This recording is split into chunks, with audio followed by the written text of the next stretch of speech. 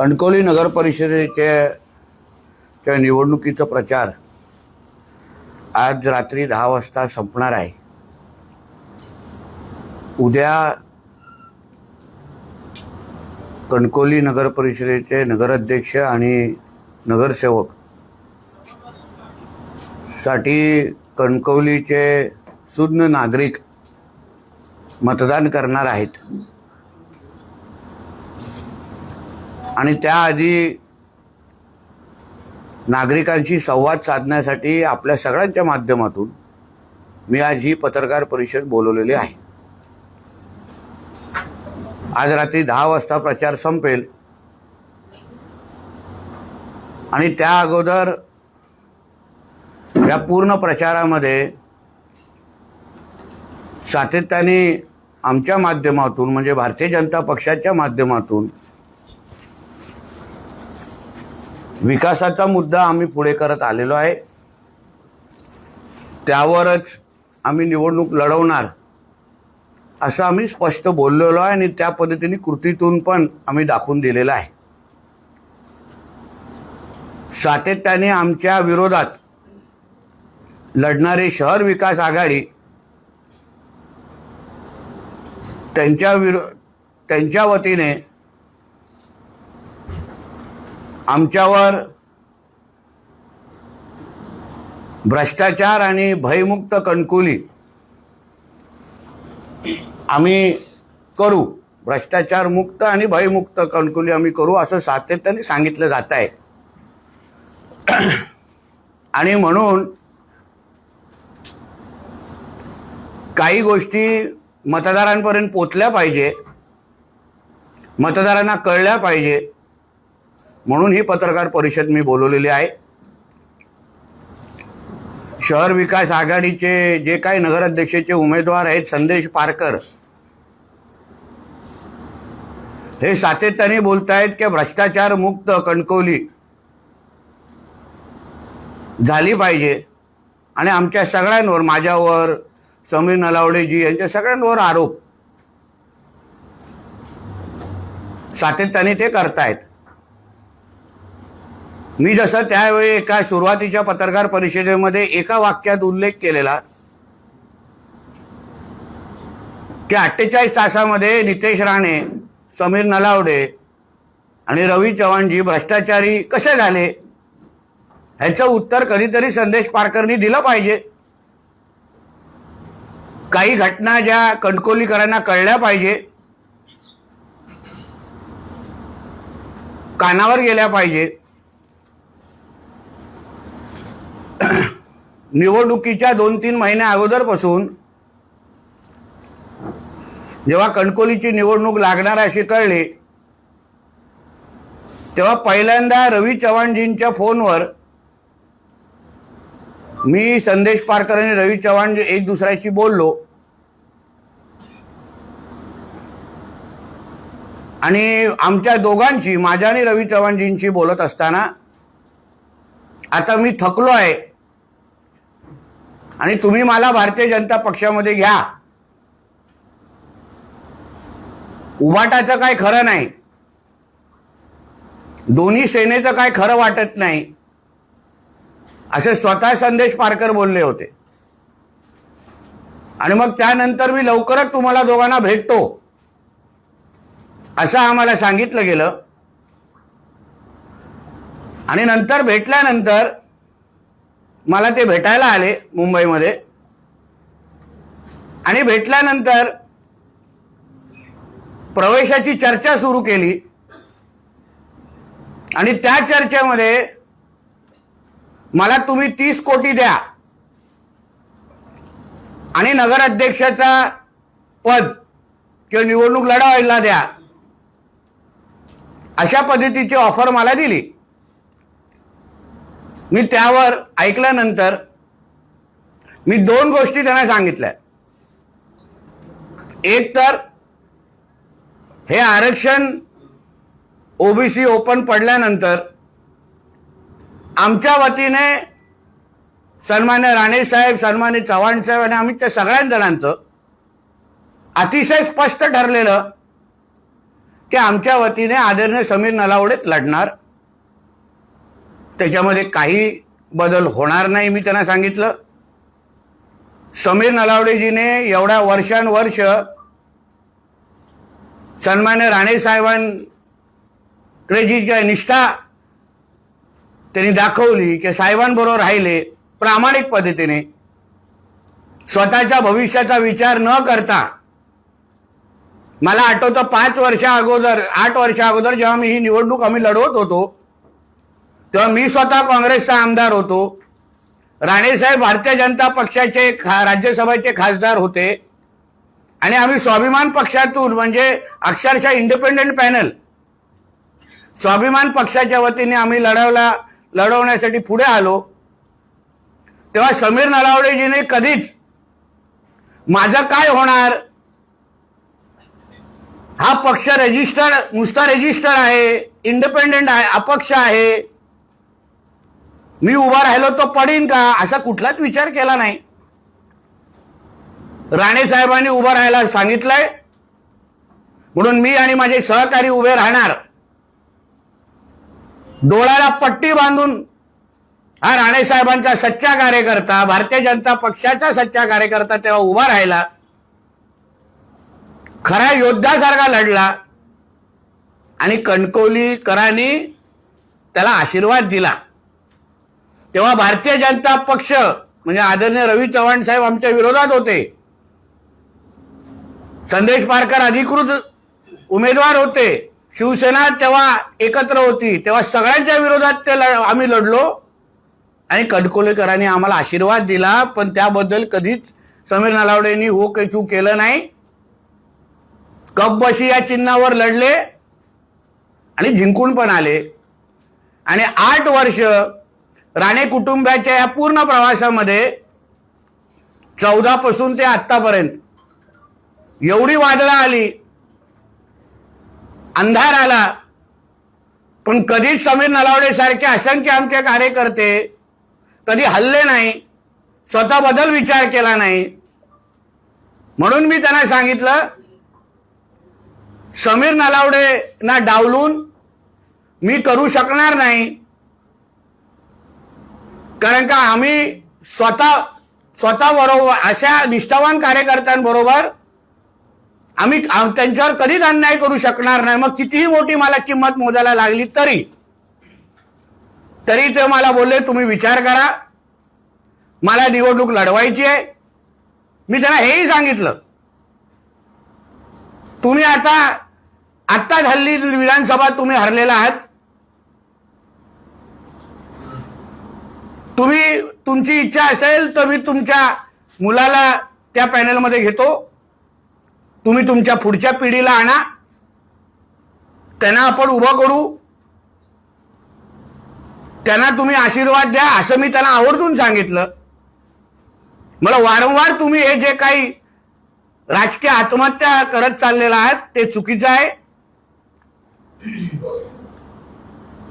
पण तरीही त्यांनी मला सांगितलं तुम्ही विचार करा आणि ते तिथून निघून गेले. मग परत सातत्याने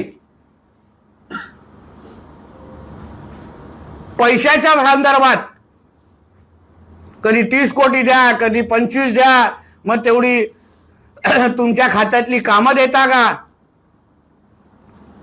मग तेव्हा नितेश राणे भ्रष्टाचारी नव्हता का? आणि 30 कोटी आणि तुम्हाला कणकवली नगर परिषदेचा नगराध्यक्ष मी लढवायला दिलं असतं तरी नितेश राणे भ्रष्टाचारी झाला असता का? तरी तुम्हाला कणकवली भयमुक्त आणि भ्रष्टाचार मुक्त करायला वाटली असती का? तुम्ही एवढ्यांदा मला भेटले, चव्हाण साहेबांना भेटलेत, कधी तुमच्या केसाला तरी धक्का लागला का? मग कुठल्या अर्थाने भयमुक्त हा कणकवली तुम्ही करणार बोलताय? तुम्हाला 30 कोटी मागण्याच्या बाबतीमध्ये कधी ही चूक तुम्ही केली नाही, पण आता गावभर फिरून शहरभर फिरून आपण सांगतात की हे भ्रष्टाचार करतायत. मग याही बाबतीमध्ये जरा कणकवलीकरांना तुम्ही उत्तर द्या. की नितेश राणेंनी आणि रवी चव्हाण साहेबांनी, भारतीय जनता पक्षाने तुम्हाला अगर कणकवलीची निवडणूक लढवायला दिली असती, 30 कोटी दिले असते, तर ही नितेश राणे भ्रष्टाचारी झाला असता का? ह्याचं उत्तर कणकवलीकरांना तुम्ही दिलंच पाहिजे. मी काहीच बोलत नव्हतो, पण वारंवार आरोप जे होत आहेत, खोटं बोललं जात आहे, जनतेला फसवलं जात आहे, तुमच्या आजूबाजूला जे लोक बसलेले आहेत त्या कार्यकर्त्यांना तुम्ही फसवताय. फक्त स्वतःचा स्वार्थ विचार करायचा. मी तुमच्या मुलाला लढवायला सांगितलेलं, तुमच्या भावाबद्दल तुमच्याशी बोललेलो, तरी तुम्ही तेव्हा त्यांच्याबद्दल विचार केला नाही. विधानसभेला सांगितलं माझी शेवटची निवडणूक, सांगितलं होतं की नाही? तिन्ही तालुक्यामध्ये फिरून काय बोलत होते? माझी शेवटची निवडणूक. नगरपालिका, नगर परिषद आली, माझी शेवटची निवडणूक. म्हणजे नेमकं शेवटची निवडणूक कुठली ही कधीतरी जनतेला सांगा. कुठली मोजायची आम्ही शेवटची निवडणूक? मोपाच्या जे प्रायव्हेट फ्लाईटचं जे काय विमानतळ आहे त्याच्या गाडीमध्ये काय काय झालेलं? समीर नलावडेंबरोबर कितींदा तुम्ही बसलेलात? सांगू मी त्यांच्या वतीने? तोंड उघडू? मग हेच समीर नलावडे तुम्हाला वाईट वाटले नाही? मग हेच समीर नलावडे तुम्हाला भ्रष्टाचारी वाटले नाही? मला जे पटलं नाही त्याच्यावर मी भूमिका घेतली आणि म्हणून ती शहर विकास आघाडी जन्माला आलेली आहे. ती काय लोकांसाठी जन्माला आलेली नाही, कणकवलीकरांसाठी जन्माला आलेली नाही. तुम्हाला तुमचे 30 कोटी भेटले नाहीत, तुम्हाला तुमचं पद मिळालं नाही, म्हणून शहर विकास आघाडी जन्माला घातलीत. म्हणून नितेश राणे, समीर नलावडे यांच्या बरोबर तुम्ही कितींदा बैठका घेतल्या, कुठे कुठे बैठका घेतल्या, त्याच्याबद्दल मला बोलायला लागेल. मोपाच्या बाहेर निवडणूक एअरपोर्टच्या इथे गाडीमध्ये मी तुमच्या आणि रवी चव्हाण साहेबांबद्दल बरोबर काय काय झालं, तुम्ही समीर नलावडेजींचं कसं कौतुक करत होता. नाही नितेशजी, तुम्हाला तुमच्या कार्यकर्त्यांना डावलता येणार नाही हे तुम्ही वारंवार बोलत होता. मला कसंही करून ही निवडणूक नगराध्यक्षाची लढवायची आहे, मग किमान एवढे तरी मला द्या. त्या सगळ्या ऑफर अगर नितेश राणेंनी ऐकल्या असत्या तर आजची ही निवडणूक किंवा आजची ही शहर विकास आघाडी जे सांगितलंय लोकांसाठी केली गेली आहे, कणकवलीकरांसाठी केली गेली आहे. मला कळत नाही, कणकवलीकर दिसतच नाहीयेत कुठे फॉर्म भरण्यासाठी. शहर विकास आघाडीचं राजकीय नेते तिथे दिसले मला, कुठे दिसले व्यापारी समाजाचे लोक, कुठे दिसले कणकवलीकर उत्स्फूर्त पद्धतीने म्हणे ह्यांच्या विरोधात उद्रेक आहेत. कुठे उद्रेक? काय केलं आम्ही अशा लोकांसाठी? काय लोकांच्या विरोधात विकास करणं, लोकांसाठी अडीअडचणी धावून येणं, 24 तास लोकांसाठी राबणं, कोविडच्या काळात स्वतःची आयुष्याची चिंता न करता, जीवाची चिंता न करता. विचारा आमच्या समीरला किती मेहनत त्या लोकांनी, ह्या लोकांनी दिवस रात्र आमच्या लोकांनी केलंय. तेव्हा कुठे होते हे लोक? कुठला पीपीई किट घालून फिरत होते जे आम्हाला दिसले नाहीत? कुठलं तोंड लपवून बसलेले? आणि आता कणकवलीकर फिरून त्यांच्या पॅनलच्या उमेदवारांनी हे माझं ऐकून घ्यावं मुद्दा म्हणून. माझे पत्रकार परिषद ऐकतात हे मला माहिती आहे. सगळे एक दुसऱ्याला मांडीला मांडी लावून बसले आहेत, एक दुसऱ्याकडे बघतायत हे मला माहिती आहे. 5 वाजता पत्रकार परिषद बोलवली आहे ना, मग ह्याचं उत्तर द्या की 2 दिवसापासून तुमच्या पॅनलच्या खालच्या उमेदवारांसाठी तुम्ही मतदान का मागत नाही आहे? फक्त एकच मतदान द्या, ते पण वरती. हे का सांगताय लोकांना? नगराध्यक्षासाठीच फक्त का मतदान मागताय? खालची लोक, जे पॅनलची लोक ही तुमच्या जीवावरती शहर विकास आघाडी केली आहे ना. मग संदेश पारकर हे नुसतं फक्त स्वतःसाठी का मतदान मागतायत, का खालती मतदान मागत नाहीये, ह्याचं उत्तर त्यांनी आमच्या अगोदर पॅनलच्या खालच्या लोकांना द्यावं. त्यांना उगाच त्याचा बळीचा बकरा करून टाकलेला आहे. आम्हाला शहर विकास आघाडीबद्दल काही हरकत नव्हती. मी पहिल्या दिवसापासून काही बोललो नाही. आमचा विषयच नाही तो ना. शहर विकास आघाडी करायची करा. पण तुम्ही शिंदे सेनेला बरोबर घेतलंय, उभाटाला बरोबर घेतलंय, काँग्रेसला बरोबर घेतलंय आणि आता त्यांना मतदानच मागत नाहीये त्यांच्यासाठी. शिंदे सेनेबद्दल आम्हाला काही हरकत नाही. निलेशजी या त्या पक्षाचे नेते आहेत. त्यांनी प्रचार कुठे करावा, काय करावा हा पूर्ण त्यांचा विषय आहे. पण अगर आपल्या युतीतली चर्चा अगर कुठे फिसकटली, कमी झाली, पूर्ण झाली नाही, तर मग धनुष्यबाणवर अगर सगळ्याचे सगळे उमेदवार 17चे 17 उमेदवार उभे केले असते ना, तर निश्चित पद्धतीने आम्हाला वाईट वाटलं नसतं. निलेशजींबरोबर आमचं भावनिक नातं आहे. ह्या सगळ्या जणांनी माझ्या अगोदर, मी तर 14ला राजकारणात आलो, निलेशजी 2009ला खासदार झालेले, तेव्हा समीर नलावडेजी, हे आमचे गोट्या सावंत, हे सगळे माझे आमचे कार्यकर्ते, हे त्यांच्याबरोबर जुडून काम करणारे कार्यकर्ते होते. मग युथ काँग्रेसमध्ये काम केलेलं होतं. तेवढाच भावनिक विषय निलेश साहेबांबद्दल आमचा आहे. मी आताही बोलतो, त्यांचा वापर केला जातोय, त्यांना पुढे केला जात आहे. अरे सरळ सरळ उद्धव ठाकरेला फाट्यावर मारताय तुम्ही. तुम्ही राजीनामाचं पत्र दाखवा चला मला. एक तरी माझ्या पत्रकार मित्रांनी त्यांना सांगावं, तुम्ही शहर जिल्हा प्रमुख शिवसेना उद्धव बाळासाहेब ठाकरे ह्याचा राजीनामाचं पत्र दाखवा. काही अर्थ मी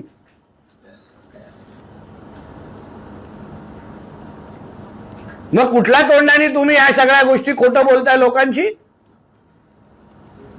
काय अर्थ आहे या सगळ्या गोष्टीला? तुम्हाला तुमच्या बॅनरवर नारायण राणे साहेबांचा मुलगा तिथे लावून मतदान मागायसारखं वाटतं. एवढा उद्धव ठाकरेचा कचरा करायचा आहे तुम्हाला की त्यांच्या जिल्हा प्रमुख त्याला उद्धव ठाकरेचं साधं चिन्ह पण यासारखं वाटत नाही, फोटो पण लावायसारखं वाटत नाही. ही उद्धव ठाकरेची लायकी आम्ही नाही काढली, त्याच्या स्वतःच्या जिल्हा प्रमुखांनी काढलेली आहे, जे अधिकृत आजी जिल्हा प्रमुख आहेत. उद्या ते खरंच जे शिंदे सेनेला सांगतात की मी तुमच्याकडे प्रवेश करतो, खरंच करणार आहेत की पहिले विचारा. जे त्यांच्या मांडीला मांडी लावून आता माझी पत्रकार परिषद बघतायत ना, त्यांना विचारा खरंच प्रवेश करणार आहे का. कारण काल तर त्यांनी वैभव नाईक आणि उपरकरांबरोबर पत्रकार परिषद घेतली परत एकदा. म्हणून अशा खोटारडेपणाचा आधार घेऊन जनतेची फसवणूक. अगर संदेश पारकर स्वतःच्या गलिच्छ राजकारण, स्वार्थी राजकारणासाठी, लोकांशी काही लेणं देणं नाही, जनतेशी काही लेणं देणं नाही, कणकोलीशी तर मुळीच नाही, फक्त मी आणि माझ्यासाठी पैसा, एवढं एक कलमी कार्यक्रम आहे. मी खोटं बोलत असेल ना, चला बाबांच्या दरबारात आणि मी तिथे उभा राहतो, बोलू सगळ्या बाबांच्या समोर, बालचंद्र महाराजांच्या मठात, चला चला मी उभा राहतो आणि जो सांगा नितेश राणे खोटं बोलतोय, चला आमचं स्वयंभूच्या इथे उभा राहू आणि सांगू, तिथे उभा राहू आणि सांगू की नितेश राणे खोटं बोलतोय. आम्ही काय बोलत नाही म्हणून आम्ही काय आरोप सहन करणाऱ्यापैकी नाही. जेव्हा ह्या प्रस्तावाबद्दल की तुम्हाला संदेश पारकरांना भारतीय जनता पक्षामध्ये घ्यायचं की नाही, या बाबतीमध्ये मी स्वतः राणे साहेबांशी बोललो, कारण मला त्यांच्याशी, ते आमचे नेते आहेत, त्याची परवानगी घ्यायला लागते. राणे साहेबांनी पण मला स्पष्ट नकार दिला, नितेश तू अशा लोकांना पक्षामध्ये घेऊ नकोस. बिलकुल गरज नाही तुला. तुम्ही लोकांनी काम केलंय, तू असेल, समीर नलावडे असतील, तुम्ही लोकांनी कामं केली आहेत लोकांची. मला स्पष्ट एक्झॅक्ट वाक्य बोलायचं तर अशा चपट्या पायाच्या लोकांना पक्षात घेऊ नका,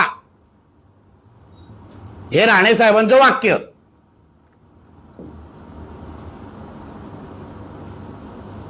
आणि म्हणून आम्ही साहेबांचा शब्द ऐकला त्या दिवसापासून मी दरवाजे माझे बंद केले की मी नाही करणार.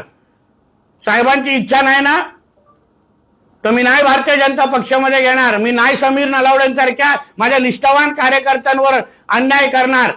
मग कितीही मोठी किंमत मला मोजून दे, कितीही मोठीची किंमत मला ह्या माझ्या खंद्या कार्यकर्त्यांच्याच जोरावर 2014ला जे काय आम्हाला नुकसान झालं 14 ते 24 मध्ये पर्यंत याच सगळ्या माझ्या निष्ठावान कार्यकर्त्यांच्या खांद्यावर मी परत एकदा राणेसाहेब आणि भारतीय जनता पक्षाची ताकद आम्ही इथे वाढून दाखवली की आज राणेसाहेब खासदार आहेत, मी भारतीय जनता पक्षाचा आमदार आहे. निलेशजी दुसऱ्या पक्षात आले असले तरी पण निलेशजी निवडून आले. जे राणेसाहेबांचं वलय वजन ते आदरणीय देवेंद्र फडणवीस साहेबांच्या आशीर्वादामुळे, रवी चव्हाण साहेबांच्या आशीर्वादामुळे आम्ही परत उभं केलं या सगळ्या कार्यकर्त्यांच्याच जोरावर. म्हणून मी या कार्यकर्त्यांच्यासाठी कितीही मोठी किंमत मोजायला लागेल, कितीही माझ्यावर टीका करते, सगळे सगळे एकत्र आलेत माझ्या विरोधात, सगळे विरोधात आलेत माझ्या विरोधात. का? कारण का मी काम करतो. मी लोकांसाठी पालकमंत्री म्हणून गेल्या 11 महिन्यामध्ये कुठल्याही पद्धतीची तडजोड केली नाही, विकास करून दाखवला 11 महिन्यामध्ये. म्हणूनच तुम्हाला माझ्या पक्षात यासारखं वाटलं ना हो संदेश पारकर. पण पक्षामध्ये येत असताना कधी माझ्या 5 कार्यकर्त्यांना नितेशजी उभं करा, MMB मध्ये नोकरी द्या असं सांगितलं नाही, त्यांना उद्योगधंदे उभे करून द्या असे सांगितलं नाही. मला तुम्ही काय देताय, मला हा आकडा द्या आणि मला हे पद द्या, मी लगेच येतो असा सांगणारा व्यक्ती भ्रष्टाचार मुक्तची भाषा करतो. उलटा आम्ही स्वच्छ राहण्याची भूमिका घेतली आणि म्हणूनच आज ही निवडणुकीमध्ये सगळ्याचे सगळे आमच्या विरोधात गेले असले तरी, नितेश राणेच्या विरोधात सगळे गेले असले तरी मला माझ्या कणकोलीकरांची साथ आहे, आशीर्वाद आहे. माझ्या कणकोलीकरांना माहिती आहे त्यांचा नितेश राणे हा चुकलेला नाही, दिवस रात्र मेहनत करतो. जगाच्या पाठीवर महाराष्ट्रात कुठेही असला तर कणकोलीकरांना जेव्हा जेव्हा माझी गरज आहे तेव्हा तेव्हा मी तिथे येऊन उभा राहतो. माझं नातं हे फक्त निवडणुकीपुरतं नाही आहे. मी आज घराघरामध्ये जाऊन जेव्हा बसतो तेव्हा मला प्रचार पण करायला लागत नाही, कारण का मी 365 दिवस 24 तास या लोकांच्या संपर्कात राहणारा एक कार्यकर्ता आणि लोकप्रतिनिधी आहे. तुमच्यासारखे डील करणारा माणूस नाही आहे, खोटं बोलणारा माणूस नाही. हिम्मत असती तर करायचं ना उभाटाचं पॅनल उभं, मशाल चिन्हावर उभं राहायचं ना. उद्धव ठाकरेवर विश्वास नाही, हिम्मत असती तर दाखवायचं उभं राहून.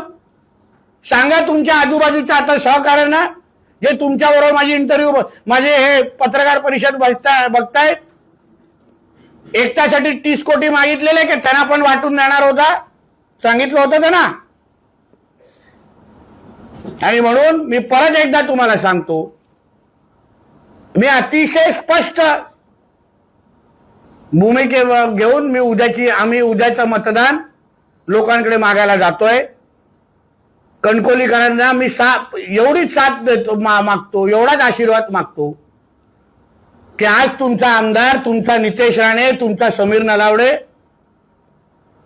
त्यांनी तुमच्यासाठी आंदोलनं केली, तुमच्यासाठी मेहनत केली. कुठल्याही जीवाची पर्वा न करता माझ्या कणकोलीकरांसाठी दिवस रात्र आम्ही राबतोय, मेहनत करतोय. कारण का कणकोलींनी आम्हाला खूप दिलेलं आहे. राणे कुटुंबाची ती ओळखच कणकोली आहे. सिंधुदुर्ग कुठे? कणकोलीमध्ये. राणे कुटुंब कुठलं? कणकवली. म्हणून राणे साहेबांकडून, मोठ्या साहेबांकडून आमच्या कणकवली काढून घेण्याची हे जे काय मनसुबे तुम्ही आखताय ना, खोटं बोलून, लोकांना फसून, लोकांना सोडा, तुमच्या सहकार्यांना फसवताय. शहर विकास आघाडीमधल्या तुमच्या त्या उमेदवारांना फसवताय. कालपासून एक एक मत का मागताय ना, सांगा त्यांना, उत्तर द्या त्यांना. नाहीतर त्या उमेदवाराला सांगीन, मला फोन करा तुम्ही, मी कणकवलीत बसलेलो आहे, मी तुम्हाला पुरावे द्यायसाठी तयार आहे. कुठे कुठे एक एक मत मागितलं जात आहे, मी व्हॉइस रेकॉर्डिंग दाखवतो तुम्हाला, कुठे कुठे एक मत मागितलं जात आहे. म्हणून एक लक्षात ठेवा, मला कणकवलीची सेवा करायची आहे. आज जिल्ह्याचा पालकमंत्री म्हणून, आज एक कॅबिनेट मंत्री म्हणून माझ्या शहर एक आदर्श शहर तयार झालं पाहिजे. यासाठीच मी आदरणीय समीर नलावडेजींना आम्ही नगराध्यक्ष म्हणून उभं केलेलं आहे. आणि माझे सगळेचे 17चे 17 उमेदवार हे माझ्या कणकवलीच्या सेवेसाठी, विकासाची जबाबदारी गॅरंटी नितेश राणेची आहे. आज 5 वर्षाच्या मतदानाच्या 1 दिवसाच्या अगोदरची माझी ही पत्रकार परिषद मी माझ्या मतदार बंधू भगिनींना सांगेन, तुम्ही आपल्या फोनमध्ये सेव्ह करून ठेवा. ही माझी पत्रकार परिषद नाही, तुम्हाला ऍफिडेव्हिट आहे की 5 वर्ष तुमचा असा विकास करून दाखवेन, या शहराचा असा चेहरा मोहरा बदलून दाखवेन, असा एक आदर्श शहर बनवून दाखवेन की तुम्हाला अभिमान वाटेल की तुम्ही ज्या शहरामध्ये राहताय ते एक जागतिक दर्जाचं शहर आहे, चांगल्याच्या चांगले प्रकल्पाच्या शहरामध्ये आहेत. असं शहर बनवून दाखवण्याची गॅरंटी ही माझी असेल, जबाबदारी माझी असेल, हे मी या पत्रकार परिषदेच्या निमित्ताने आपल्याला सांगतो. म्हणून उद्या सकाळी माझ्या प्रिय मतदार बंधू भगिनींना आणि तरुण मित्रांना सांगेन, आपण मोठ्या संख्येने बाहेर यावं आणि परत एकदा भारतीय जनता पक्ष, आदरणीय देवेंद्र फडणवीस साहेब मुख्यमंत्री, ज्यांनी आपल्याला आज सकाळीच आवाहन केलेलं आहे, आदरणीय पंतप्रधान आमचे नरेंद्र मोदी साहेब, आपले दादा आदरणीय राणे साहेब, आदरणीय रवी चव्हाण साहेब, या सगळ्या जणांचा साथ घेऊन, आशीर्वाद घेऊन आम्ही आपला मतदानारूपी आशीर्वाद मागण्यासाठी उद्या सकाळी आपण मोठ्या संख्येने बाहेर यावं आणि अशा फसवणूक करणाऱ्या लोकांना, खोटं बोलणाऱ्या आणि स्वार्थी लोकांना कणकवलीपासून दूर ठेवावं, एवढीच विनंती या निमित्ताने करतो. धन्यवाद.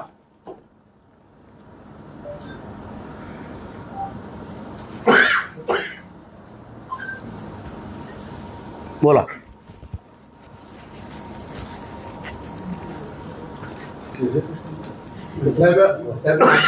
मागच्या 5 वर्षाच्या निवडणुकांमध्ये तुम्ही कणकवलीच्या विकासाचं एक विजन मांडलं, त्यामध्ये प्रामुख्याने पोद्दार सारखं स्कूल असेल किंवा दानवली नदीवरचा बंदर असेल, स्पोर्ट कॉम्प्लेक्स असेल, अनेक बाबी पूर्तता झाल्या. मात्र पुढच्या 5 वर्षासाठी तुम्ही अशी कोणती ठोस कामं कणकवलीकरांसमोर मांडताय की ती तुमची पुढच्या 5 वर्षात पूर्ण होईल? मग असंख्य महत्वाची कामं. त्या दिवशीचा अगर तुम्ही माझी पत्रकार परिषद पाहिली, मी कागद हातात न घेता मी सगळे अतिशय विस्तृत पद्धतीने या कणकवली शहराला आर्थिक दृष्टिकोनातून महत्त्व वाढवण्यासाठी, कारण का त्याही दिवशी जसं मी तुम्हाला बोललो की आपण आपल्या इकडे हा फ्लायओव्हर झाल्यानंतर बरेपैकी आपल्या बाजारपेठाचं महत्त्व थोडं 40% तरी किमान कमी झालेलं आहे.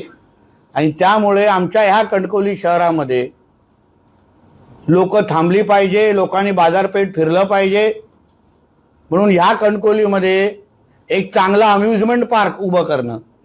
उदाहरण, तुम्ही मुंबई पुणे हायवेवर जात असताना तुम्हाला खोपोलीमध्ये लेफ्ट मारून इमॅजिकाला जायची संधी भेटते, त्याच्यामुळे तुम्ही तिथे थांबता, काही तास खोपोलीमध्ये घालवता, शहरामध्ये गुंतवणूक करता.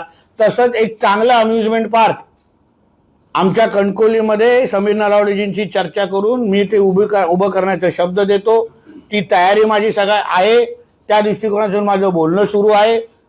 फ्लायओव्हरच्या खालती जे काही सुशोभीकरण आम्हाला करायचं आहे, एक चांगलं भाजी मार्केट आणि अतिशय चांगलं पार्किंगची सुविधा, ड्रेनेजची सुविधा, त्या सगळ्या सुविधा मी तुम्हाला परत सांगतो, ही सुवर्ण संधी का आहे? कारण का आज कणकवली देवगड वैभववाडीचा आमदार हा पालकमंत्री आहे आणि कॅबिनेट मंत्री आहे. मी वारंवार सांगतोय, निधी आणण्याची सगळी ताकद आणि क्षमता ही माझ्यामध्ये आहे. राज्य सरकार म्हणून राज्याचे प्रमुख आदरणीय देवेंद्र फडणवीस साहेब आहेत, मुख्यमंत्री आहेत, माझ्या घरात मुख्यमंत्री राहिलेले आहेत. मला माहिती आहे की राज्य सरकारची प्रत्येक फाईलची शेवटची सही ही आदरणीय मुख्यमंत्र्यांची असते. मग ते नगरविकास खातं असो की अर्थ खातं असो. कालच आदरणीय दादा अजितदादा पवारनी आपल्या स्वतःच्या भाषणामध्ये उल्लेख केलाय की मी अर्थमंत्री असलो तरी प्रत्येक फाईलवर अंतिम सही ही मुख्यमंत्र्यांची असते, अर्थमंत्री, फायनान्स मिनिस्टर. आणि म्हणून निधी आणण्याची जबाबदारी ही जशी आज देवेंद्र फडणवीस साहेबांनी समीरला समर्थन देऊन पाठिंबा देऊन जशी केलेली आहे, तसं येणाऱ्या 5 वर्षामध्ये कणकवलीला लागेल तेवढी निधी. आता त्यांचे स्वतःचे मंत्री उदय सामंतजी काय बोलतात की बाबा आम्ही पालकमंत्र्याकडे जाऊन निधी मागू शहर विकास आघाडीच्या व्यासपीठावर. मग यापेक्षा पालकमंत्र्यांच्याच पक्षाच्या नगराध्यक्ष उमेदवाराला तुम्ही थेट निवडून दिलं तर तुम्हाला अशा पद्धतीने फ्लायओव्हर येण्याची गरजच नाहीये. थेट कणकवलीमध्ये या ना. असं कशाला फिरून येण्याची गरज आहे? थेट या कणकवलीमध्ये, थेट भारतीय जनता पक्ष म्हणून या. भारतीय जनता पक्ष म्हणून थेट सांगा की आम्हाला निधी द्या. आम्ही समीरला कोण नाही बोलणार आहे? फडणवीस साहेब आणि सगळेजण आम्ही त्यांच्या बरोबर आहोत. निलेश राणे यांनी जो व्हिडिओ केलेला होता त्यानंतर जे काही वातावरण निर्माण झालं होतं त्यावरून रोहित पवारांनी एक ट्विट केलेलं आहे, भाऊबंदकीचा वाद आम्हाला माहिती आहे कशा पद्धतीनं असतो आणि आता जो वाद निर्माण झालाय असा त्यांनी दावा करत भाजपनं हा वाद निर्माण केलाय आणि त्याच्यावर राणे बंधूंनी किंवा कुटुंबियांनी पडदा टाकावा असं रोहित पवार म्हणतात. असं ठीक आहे, ते रोहित पवारांची तशा काही सूचना असतील, पण आमच्या कुटुंबामध्ये असं काय वाद होण्याचं काय कारण नाही. परत समजून घ्या, आम्ही सगळे प्रगल्भ लोक आहोत. निलेश राणेजी हे त्यांच्या पक्षाचे नेते आहेत, शिवसेनेचे आमदार आहेत. आता शिवसेनेचे आमदार असताना त्यांनी भारतीय जनता पक्षाचं काम केलं असतं, राष्ट्रवादीचं काम केलं असतं, तर तुम्हाला आवडलं असतं का? आवडलं असतं का? आमच्या राणे साहेबांनी हे संस्कारच आमच्यावर टाकलेले आहेत. आम्ही जिथे असतो तिथे 100%, 99% नाही, चायनीज मॉडेल नाही. राणे हे ओरिजिनल. आणि म्हणून ज्या पक्षामध्ये आहोत, भारतीय जनता पक्षामध्ये आहोत, 100% योगदान. शिवसेनेमध्ये आहोत, 100% योगदान, 99%, 99 पण नाही. आणि म्हणून निलेश राणेंची भूमिका त्यांच्या पक्षाच्या अनुसार बरोबर आहे ना, काय हरकत नाही. त्यांनी त्या पक्षाच्या वतीने ते येतील, बोलतील, करतील. फक्त आमची सगळ्यांची एवढीच अपेक्षा होती की निलेश साहेबांनी आणि म्हणजे किंवा शिंदे सेनेने अगं ठरवलं असतं ना, जसं आम्ही मालवण असो किंवा सावंतवाडी आणि बाकीच्या भागामध्ये, वेंगुर्ला भागामध्ये आम्ही भारतीय जनता पक्ष म्हणून लढतोय. आम्ही नाही स्वतंत्र पॅनल असं उभं केलंय, कमळ चिन्हावर लढतो. तसं धनुष्य बाणवर अगर लढले असते ना तर अजून सन्मानपूर्वक या सगळ्या गोष्टी झाल्या असत्या. म्हणून ते निलेशजी त्यांच्या जागेवर बरोबर आहेत, ते त्यांचं काम करतात, आम्ही आमच्या पक्षाचं काम करतोय. कळलं ना? म्हणून रोहित पवारांनी आपल्या आपल्या पद्धतीने त्यांनी सूचना दिल्या, त्याच्या सूचनेसाठी आम्ही आभार. थँक्यू. नितेशजी, काल राज्याचे उपमुख्यमंत्री एकनाथ शिंदे सिंधुदुर्गात होते आणि त्यांनी म्हटलं आहे की आम्ही शेवटपर्यंत प्रयत्नशील होतो. आमची आग्रही भूमिका होती की युती व्हावी, तशी राणे साहेबांची इच्छा होती, तशी आमची. अहो, राणे साहेबांची ही इच्छा होती दिनेशजी की शहर विकास आघाडी नाही व्हावी. शिंदे साहेबांनी उद्धव ठाकरेंबरोबर नाही यावं. ह्याच खुर्चीवर बसून राणे साहेबांनी पत्रकार परिषद घेतली. काय हो, तेव्हा दिनेश दुखंडे नव्हते इकडे. याच खुर्चीवर बसलेले राणे साहेब, तेव्हा त्यांनी व्यक्त केलेलं की आम्ही एकनाथ शिंदे साहेबांची, मी स्वतः बोलणार, उद्धव ठाकरे बरोबर जायचं नाही. त्याबद्दल तुम्ही कधीच विचारत नाही. तुम्हाला क्लिप पाठवतो पत्रकार परिषदेची. म्हणून आता निवडणुकीच्या मतदानाच्या 1 दिवसापर्यंत पण युती का झाली नाही? काय च्युइंगम निघत नाही की काय? च्युइंगम निघत नाही की काय? उद्या मतदान आहे, उद्या तुम्ही मला वाटतं 5 तारीख 10 तारीख 31 डिसेंबरला पण तेच प्रश्न विचाराल. पण त्याची एक घटना अशीही होती की सुरुवातीला एकनाथ शिंदेचे तुमच्या बॅनरवर म्हणजे महायुतीच्या बॅनरवर फोटो होते आणि नंतर जेव्हा असा निर्णय झाला की वेगवेगळ्या घटना किंवा निर्णय झाला नव्हता तरीही त्यांचे फोटो त्या बॅनर विदाऊट निर्णय आम्ही अशा नेत्यांचे अन्य नेत्यांचे बॅनरवर फोटो लावू शकतो का? तुम्ही मला सांगा ना जरा. त्यांची परवानगी न घेता ठीक आहे कोणाची तरी त्या पद्धतीने चूक झाली आम्ही सांगितलं बाबा थांबा युती झाल्यावर सन्मानपूर्वक चांगले बॅनर. अहो शिंदे साहेबांबद्दल केवढं सन्मान आहे ना आमच्या मनामध्ये, ते आम्हाला एक बॅनरवर सांगण्याची गरज नाही आणि कोणाला सिद्ध करण्याची गरज आहे. शिंदे साहेबांना चांगलं माहिती आहे कारण का उद्धव ठाकरेंनी जे त्यांच्यावर केलेला अन्याय तसाच तो अन्याय आदरणीय राणे साहेबांनी पण भोगलेला अगोदर आणि म्हणून कोणाची परवानगी न घेता युती झाल्याशिवाय कोणाच्या अशा बॅनरवर फोटो लावणं हे नैतिक दृष्टिकोनातून चुकीचं असल्यामुळे आम्ही तो विषय टाळला. उलट त्याचं कौतुक झालं पाहिजे. मंत्री आशिष शेलार यांनी या मुद्द्यावर प्रतिक्रिया दिली आहे. त्यांनी म्हटलंय की उबाटासोबत जे गेले त्यांच्या हाती त्यांनी मातीच चाकली कणकवली सुद्धा पराभवात त्यांच्या हाती लागल्याचं त्यांनी म्हटलं. अहो परकर का उबाटा हे लोक ना उद्धव ठाकरेचे पण होऊ शकले नाही. संदेश पारकरांनी त्याचाच कचरा करून टाकलाय. म्हणजे तुम्ही सांगा उबाटाच्या जिल्हा प्रमुखालाच वाटत नाही काही मशाल चिन्ह वापरावं. किती कचरा करणार त्या उद्धव ठाकरेचा? काही लिमिट आहे की नाही? म्हणजे तुम्हाला वाटलं नाही की माझ्या पक्षाच्या पक्षप्रमुखाचे चिन्ह घ्यावं? एवढं मशालवर राग आहे. प्रचार संपायला काही तास शिल्लक आहेत. निवडणूक आयोगानं 20 नेत्यांची एक यादी तयार केली ज्यामध्ये प्रलोभनं दाखवली गेली होती. त्यांच्या विरोधात म्हणजे त्यांच्या विरोधात कारवाई करायचं निवडणूक आयोग ठरवते, ज्यामध्ये एकनाथ शिंदे, अजित पवार, गुलाबराव पाटील, चित्रा वाघ यांचाही समावेश आहे. काय करू? दिग्गज नेत्यांचा समावेश. प्रलोभनं दाखवली म्हणून 20 नेत्यांची एक यादी तयार केलेली आहे निवडणूक आयोगानं. हो ना, तर त्याची माहिती घेतो आणि सांगतो. तू फोन जिथे ठेवला तिथे तसं ठेवू नको. चुकीच्या पद्धतीने वाटतंय. अशा गोष्टी आमच्या कंटकुलीत होत नाहीत.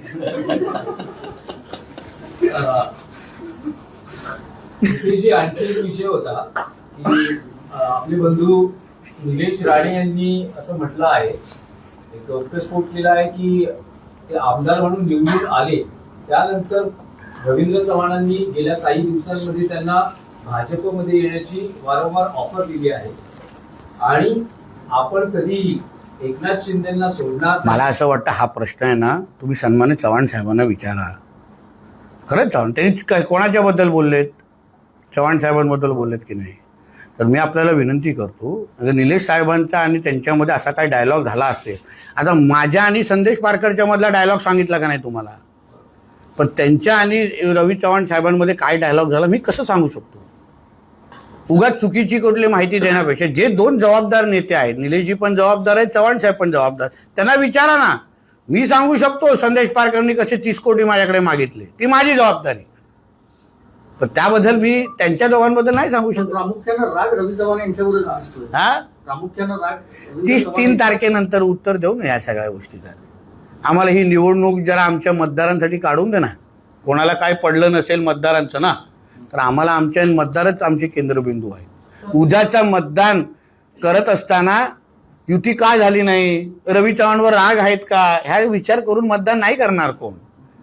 मला 18 प्रकारचे नागरी सुविधा भारतीय जनता पक्ष देऊ शकेल का? हो देणार. चला कमळला मतदान. ह्यासाठी उद्याचं मतदान आहे. रवी चव्हाणवर राग आहे की नाही, दाबा ईव्हीएमचं बटन.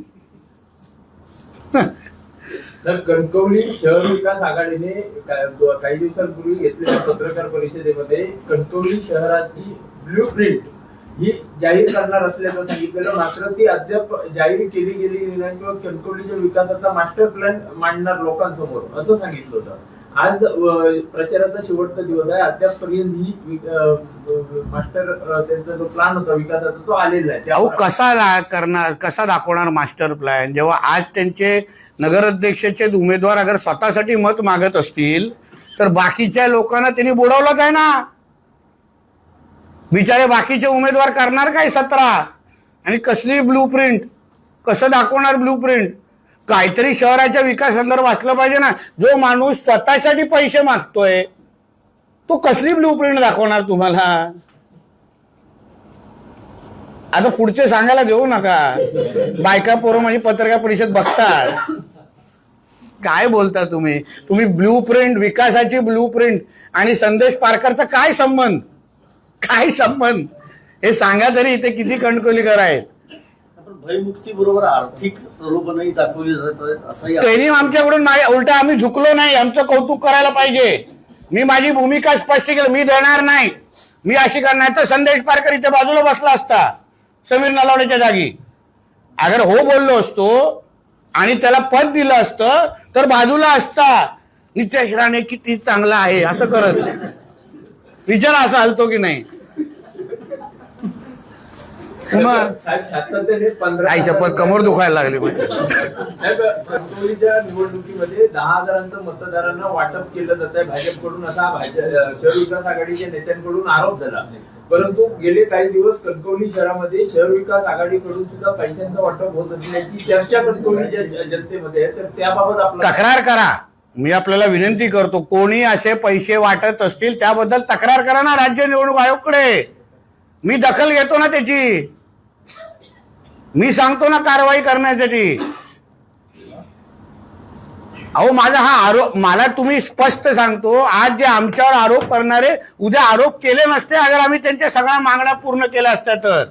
रवी चव्हाण त्यांचे नेते झाले असते, राणे साहेब त्यांचे नेते झाले असते, नितेश राणे तर एकदमच आवडता नेता झाला असता.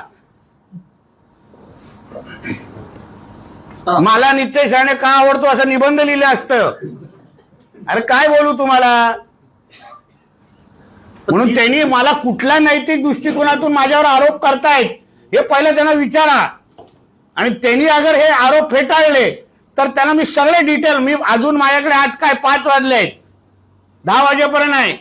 मी परत 7 वाजता पत्रकार परिषद घेईन, 8 वाजता घेईन, 9 वाजता आरोप नकारून दाखवावं त्यांनी. शिवसेना भाजप फक्त एकत्र आहेत. दीपक केसरकर काल असं म्हणाले की भाजपला मत म्हणजे विरोधकांना मत. भाजपला मत म्हणजे विरोधकांना मत. असं कुठले विरोधक? अरे विरोधकच संपलेत. महाविकास आघाडी आम्हीच खेळतोय इथे. महाविकास आघाडी दुर्बीण घेऊन पण दिसत नाहीयेत.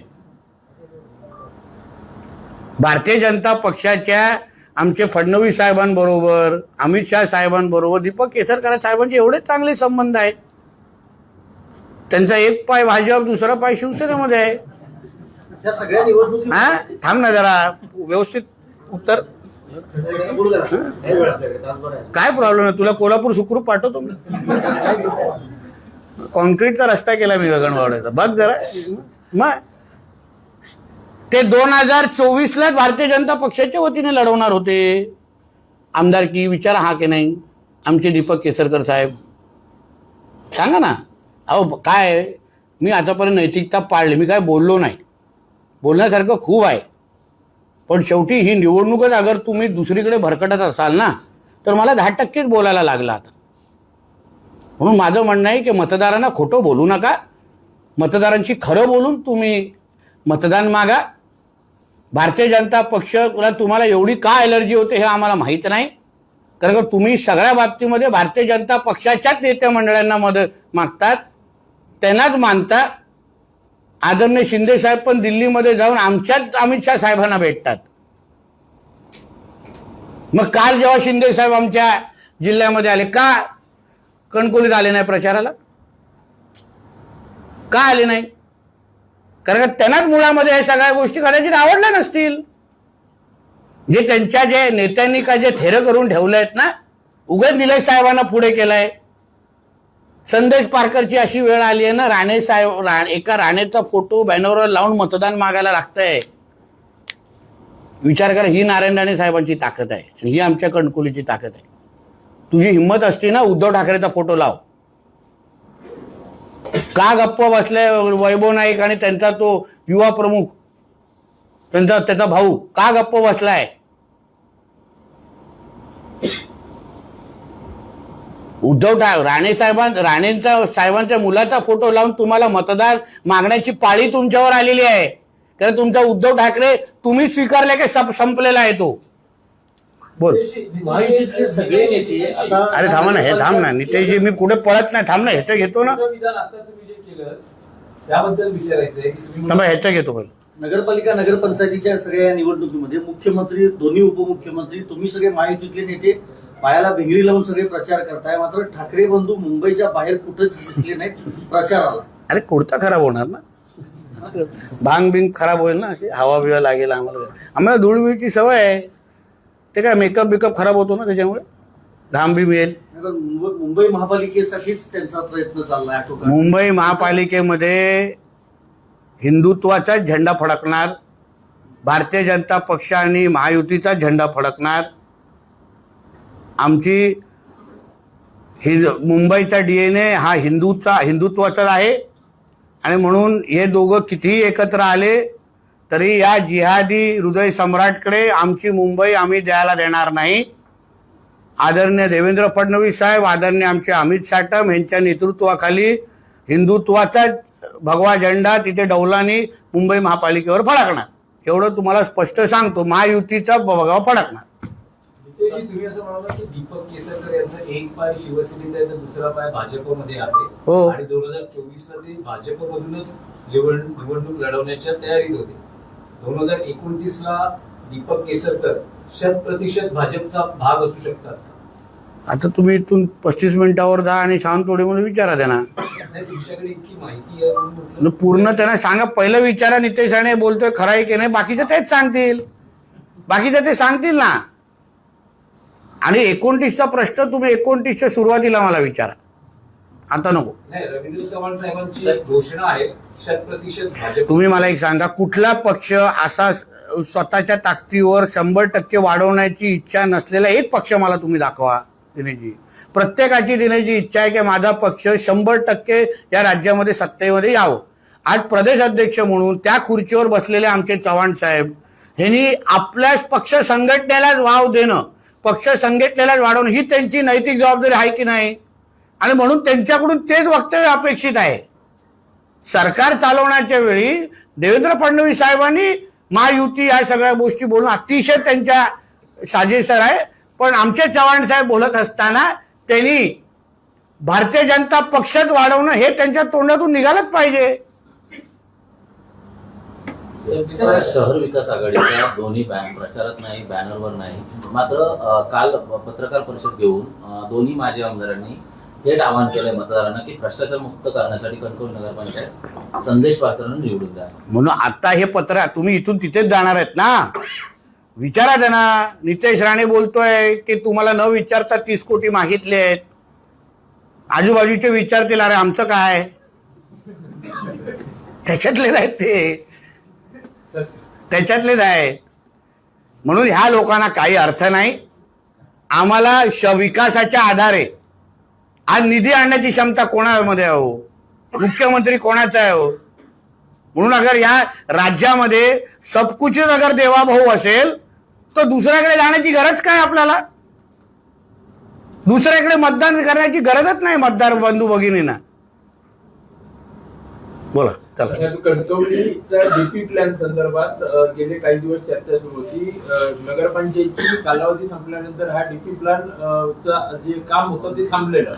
गेल्या काही दिवसांपासून भाजपच्या पदाधिकाऱ्यांनी या संदर्भात माजी आमदार राजन तेलींवर आरोप केला की शहरामध्ये ठराविक जागांवर जिल्हा परिषद अध्यक्ष असताना तेलींनी आरक्षण टाकली.